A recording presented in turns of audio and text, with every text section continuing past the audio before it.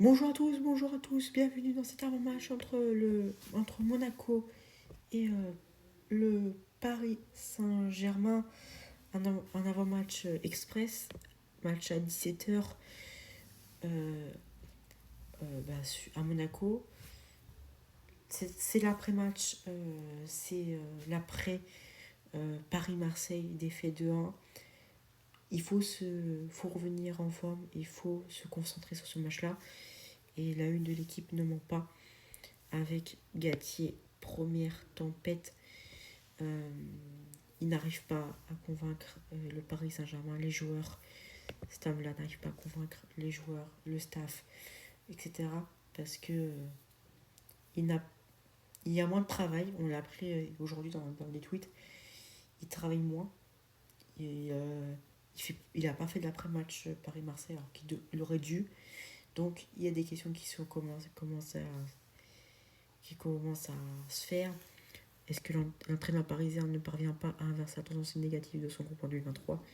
Quelle est sa part de responsabilité dans ce qui ressemble à un début de crise ? C'est fort, mais c'est net. C'est un début de crise. Quelle est sa responsabilité dans cette affaire-là ? Affaire à suivre. La Poix Saint-Germain, cette fois-ci, avec un homme qui est rentré du côté de l'infirmerie du Paris Saint-Germain jusqu'à lundi. C'est Lionel Messi, c'est le Gischio. Du coup, il est absent face à Monaco et il y a un autre joueur. Et là, on n'avait pas été prévenu, c'est Marco Verratti. Marco Verratti qui a rejoint l'infirmerie, qui passera des tests aujourd'hui vers 13h-14h sur mes informations que j'ai, mais il n'y a presque aucune inquiétude du côté du staff parisien sur son absence face au Bayern, aucune pessimiste. On revient sur les 3 tournants de cette saison déjà, on a déjà 3. Le PSG Benfica en 1-1 en C1, avec pas de victoire ni de première place. Et un premier revers dans cette saison qui offrira, grâce à ce match-là, la première place au Benfica plus tard, avec la différence de but. Lens PSG 3-1 en Ligue 1, c'était le 1er janvier. Et c'était la première défaite sous l'ère Galtier. Première défaite de la saison du Paris Saint-Germain. Et puis très récemment, c'était mercredi, l'OM PSG 2-1, élimination précaire en Coupe de France, avec un jeu pas terrible. C'était à quelques jours du Bayern, là on est à 3 jours du Bayern. Sauf qu'on est à 3 jours du Bayern, donc il faut se reprendre en main. On regarde les compositions possibles du côté de l'équipe avec Donnarumma, Hakimi, Marquinhos, Ramos, Bernat, ça ne change pas. On parlera de Zaïmri après, Danilo Pereira, Fabian Ruiz, Vitinha, Ekitike et Neymar, dont 1, 2, 3, 4 joueurs qui ne sont pas trop en forme, puis les autres sont plutôt en forme. Mais, et je pourrais même noter Bernat. Mais voilà, composition un peu compliquée du Paris Saint-Germain. Pour la première fois, on ne jouerait pas en 4-4-2, mais en 4-3-1-2, ce qui changerait un peu. On retournerait sur la composition qu'on avait en début d'année. Et puis du côté de Monaco, et j'en parlerai des Emery, j'en parlerai après. Monaco avec Nubel, Sean Riquet, Maripane, Disasi, Aguillard, Fofana, Camara, Golovin, Zengia, Ben Yedder et Diatta. Je vais surveiller 3 joueurs moi du côté de Monaco. J'ai pas mis les photos parce que j'ai pas trop le temps là.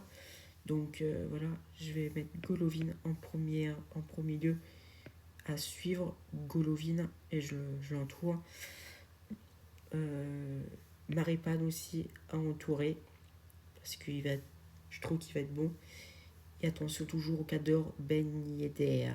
Et pourquoi pas, là je mets à moitié, Ben Zeguir. Et du côté de Paris Saint-Germain, attention et c'est là pour ça que je mets, voilà, Zaï Emery, je le mets en noir parce que il va être tellement important, il va vouloir montrer qu'il peut être titulaire dans cette équipe-là du Paris Saint-Germain. Et il va peut-être faire un beau match. On pourrait aussi parler de Donnarumma aussi qui est plutôt bon en ce moment. Et puis peut-être, pourquoi pas, Danilo Pereira. Voilà, les 3 joueurs que je surveillerai très attentivement face à Monaco. On va... Voilà pour le côté première page de l'équipe. On va passer à la deuxième avec Golovin. Alors, il n'y a pas de E dans Golovin, ils se sont trompés dans le journal. Il n'y a pas de E dans Golovin.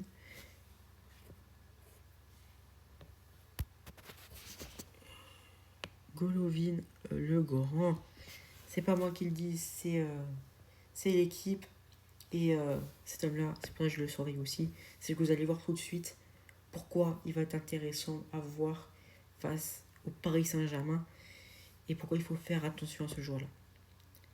Déjà, selon Jens Buns, son directeur de la performance à l'AS Monaco, c'est l'un des joueurs les plus athlétiques de Monaco. C'est un des joueurs les plus athlétiques. On va le voir plus précisément dans cette photo-là. Avec, il est là et il y a 3 joueurs. 3 joueurs face à lui. Et ben, il a réussi à délivrer. Il a réussi à se libérer de cette situation-là et à passer le ballon à lui. Donc, il est très athlétique, il est toujours dans l'action. Donc, attention à ça. Les passes en profondeur, c'est son point fort aussi. Avec cette passe-là de Golovin. Cette passe-là pour Voland. Sur le premier but, sur le but de Monaco au match aller. Et il avait fait une pole décisive qui avait détruit toute la défense parisienne pour le 1-0.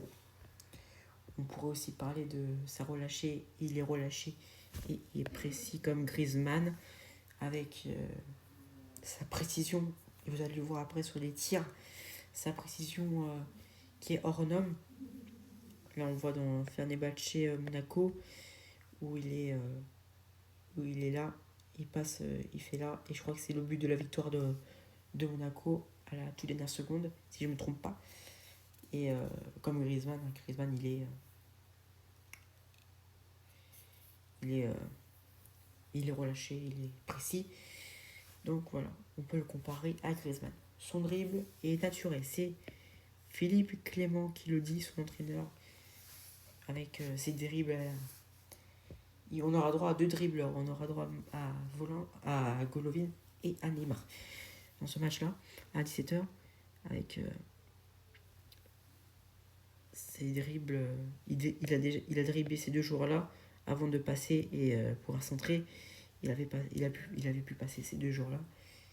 Et donc, on voit dans un petit périmètre, comme ils le disent là, Golovin dribble 2 joueurs du stade de Reims dans un petit périmètre lors du 32e de finale de Coupe de France 2-1 le 4 janvier 2020. C'était il y a 3 ans maintenant. 5, une frappe moins puissante mais plus précisée. On avait dit la précision de Golovin. Et là, on le voit bien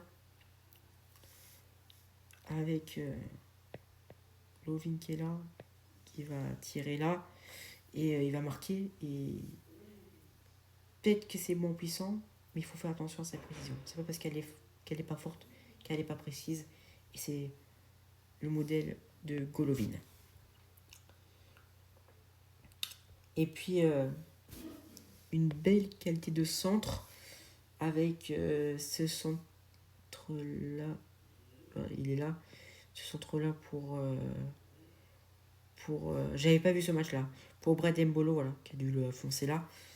Il a une très belle qualité de centre. Et nous, on est en difficulté dans les côtés centre. On est en difficulté absolue de contrer les centres des adversaires. Donc, faire attention à ça aussi. Du côté du Parisien, désormais, nous allons voir la une du Parisien. Ça va, monsieur ? Oui, ça va. Tu veux prendre la douche à la salle de bain, maman ? Non. Non, c'est bon ? Non. D'accord. Désolé. Paris cherche l'éclaircie. C'est ce que dit le Parisien aujourd'hui. C'est la une du Parisien. Avec, juste avant la réception du Bayern Munich en Ligue des Champions. Et on va le mettre... on va le surligner parce que c'est important. Juste avant la réception du Bayern Munich en Ligue des Champions, le club de la capitale affronte Monaco, le 4e de Ligue 1, deuxième attaque du championnat après la défaite à Marseille. Un nouveau revers ferait tâche et ferait pression du côté aussi de la direction et du staff du Paris Saint-Germain. Comme le disent là, ils ont besoin de gagner ce soir. Ils ont besoin de gagner. Et pour ça, ils ont un maître. Et on n'en a pas parlé dans la première page, mais on avait parlé des blessés, mais il y a un retour aussi remarqué qui fera du bien aussi. Parisien, vous verrez après. Déjà, Verratti et Messi préservés, voilà, c'est comme ils le disent, ils sont à l'infirmerie, mais c'est pour le préserver pour le match face au Bayern Munich. La composition probable du côté de ces fois-ci du. Et on est tous d'accord que ça ne soit pas un 4-4-2 cette fois-ci, mais un 4-3-1-2 avec Donnarumma au cage, Hakimi, Marquinhos, Ramos et Bernat. Ça ne change pas. Danilo, Ruiz, et là ils mettent Soler en 10, Ekitike, Neymar. Et donc toujours le petit jeune que j'attends toujours, Zaïre Emery, qui est dans les compos probables des deux équipes. Donc ça sent très très très très bon. Ça sent très très bon cette titularisation face à Monaco. Du côté de Monaco, on a Nubel, Enrique, Maripane, Disasi, Aguilar, Golovin, Camara, Fofana, Diata, Ben Yedder et Ben Zeguir. La même compo qu'avec l'équipe.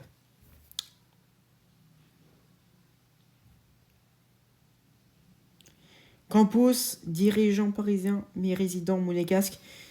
Et, et oui. Et oui, parce que il a été dirigé, et on le voit là dans cette photo-là, avec Monaco, il a été directeur sportif de Monaco. C'est lui qui a ramené Mbappé, c'est lui qui a ramené Bernardo Silva, c'est lui qui a ramené tous ces joueurs-là à Monaco. Et ils le disent. Hein. C'est un homme qui a compté dans la réussite du projet de l'ASM. C'est lui qui a donné le tempo de 2016-2017 de Monaco et qui a recruté tous ces joueurs. On revoit, hein, c'était en 2015 à la Turbie, on a peu Miratine avec il est conseiller football du PSG depuis le début de la saison. Luis Campos va retrouver l'AS Monaco où il a passé 3 saisons comme dirigeant sportif. Donc voilà, des retrouvailles avec Luis Campos aussi et Monaco. Ça, on n'en parlera pas parce que on parle que sportif. Mais ça peut être intéressant de cet homme-là avec les tapages nocturnes, mais on n'en parlera pas car c'est pas le sujet. On va regarder une déclaration aussi. Chryso Gatier qui le dit. Hein. Il y a de la déception et quand il y a de la déception, ça ne sert à rien de se mettre en colère. Encore une mauvaise décision. Il faut se mettre en colère quand il y a une déception et il faut taper sur le point. Et lui, il n'y arrive pas. Il n'y arrive pas à le faire. Donc attention à Gatier et à ce mois décisif pour lui.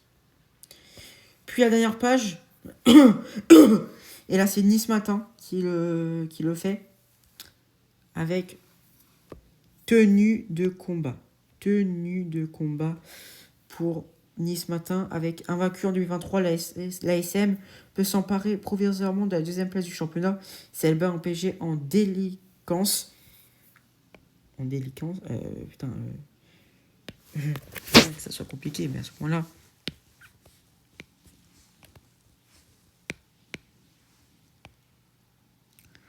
Elle devra livrer une grande prestation collective. Et oui, il faudra qu'ils délivrent collectivement. Le chiffre du match.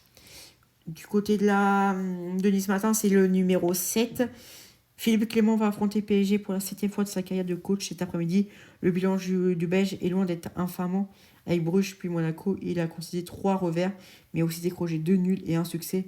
Les victoires remontent à mars 2022 avec l'ASM au Louis II 3-0. On rappelle ce match de l'année dernière avec Mbappé en colère à la fin du match, qui était sur le point de partir et qui avait dit qu'il fallait respecter ses supporters. On revoit l'image du match aller avec Neymar et Disasi. Donc voilà. Sans Messi, sans Mbappé et sans Verratti, le PSG va essayer de... Et voilà, un orphelin de Messi et Mbappé. Neymar sera-t-il plus tranchant qu'il n'a été à Marseille où le PSG a été éliminé de la Coupe de France 2-1 à Disasi et aussi de ne pas lui donner l'occasion. Sans Messi, sans Mbappé, sans Verratti. La composition maintenant du côté de Nice Matin qui reprend toujours et c'est une composition Prime Video. C'est une composition Prime Video en partenariat avec Nice Matin. Donnarumma à cage, Marquinhos, Ramos, Bernat, Hakimi, ça change pas. Danilo, Vitinha. Et là, ils mettent encore Solaire, comme le Parisien, Ekitike et Neymar. Ça change pas. Et ça change pas pour quelqu'un qui devrait donc être titulaire. Zaïmri, tout le monde est d'accord sur ce fait-là, qui sera titulaire lors du prochain match. Et du côté de Monaco, on aurait Nubel, Enrique, Maripane, Disasi, Aguiar, Fofana, Camara, Golovin, Diatta. Et là, il change avec Diatta, Benzeguir et Ben Yedder. Presque, il a le même compo que les deux avant.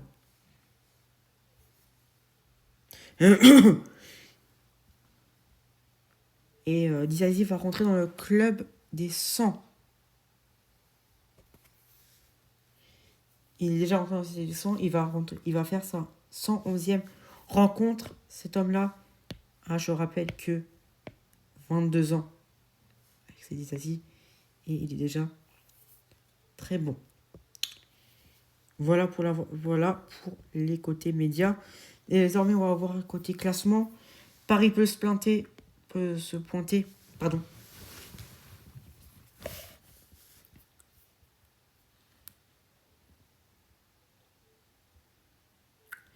Alors, on est à 8 points. Il peut se pointer à 11 points. 11 points de Marseille et de Lens s'ils gagnent face à Monaco. S'ils gagnent face à Monaco, ils ont 11 points d'avance sur ce championnat. Et ils pourraient se retrouver à 8 si Marseille et Lens venaient à gagner. Et Monaco ferait la mauvaise affaire S'ils perdent face à Monaco, Monaco serait deuxième. À 7 ou 6 points du PSG. Un temps des deux matchs entre Marseille et Lens. Voilà. C'est pas la confrontation, mais c'est Marseille et le match de Marseille et le match de Lens. On va juste rappeler cette fois-ci pour terminer cet avant-match mon prono, comme j'avais fait plusieurs pronos, et j'avais parié sur le 1-1 de Monaco face au PSG, avec un PSG qui est diminué, qui est bien diminué dans ce match-là. Faire attention aux contre-attaques et bon courage à tous pour ce match. Aujourd'hui 17h sur Prime Video. C'est comme ça qu'il sera diffusé le match. Une cote à 2,70 du côté des PayClick et à 2,75 du côté d'Unibet. Et pour Monaco, 2,55 à 255. Et puis pour le nul, c'est 3,50 et 3,52. Donc plus de chances sur les cotes d'une victoire de Monaco qu'une victoire du Paris Saint-Germain. Et puis troisième pour le nul. Voilà pour les cotes, pour l'avant-match, pour la une des journaux. Bon match à tous, on se revoit demain pour l'après-match en espérant une victoire ce soir. Bye.